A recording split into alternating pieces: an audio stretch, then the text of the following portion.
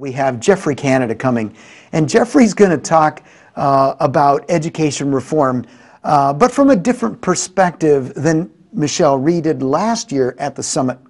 Both of them were highlighted in the movie Waiting for Superman. Last year, Michelle Ree talked about education reform, but working kind of from within the system and bringing about change.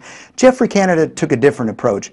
He kind of went and planted his own education system called the Harlem Children's Zone. It's a 100 square block area in New York City, and for the last 15 years, they have experienced remarkable results in that education system. We have a lot to learn from Geoffrey on how to introduce change when change is needed.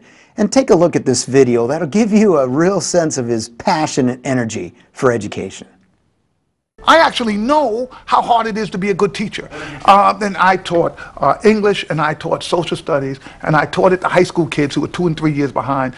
And after all of my preparation, I was a terrible teacher for the first 2 years. I mean, I was better than the other teachers, but we were all terrible. We could not move that group of kids. It took me 3 years to become a decent teacher before I really learned my craft.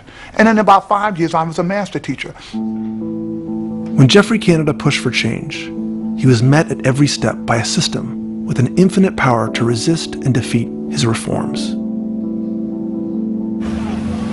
So he joined a small group of teachers and parents who were looking for solutions elsewhere. Geoffrey Canada petitioned to start a charter school in the worst performing district in New York State. We chose 97 blocks in central Harlem. I had the worst educational outcomes for children. And we came here because it had the worst. Now that was just a little taste of who he is and his passion for education, and I can't wait for all of us to learn from Geoffrey.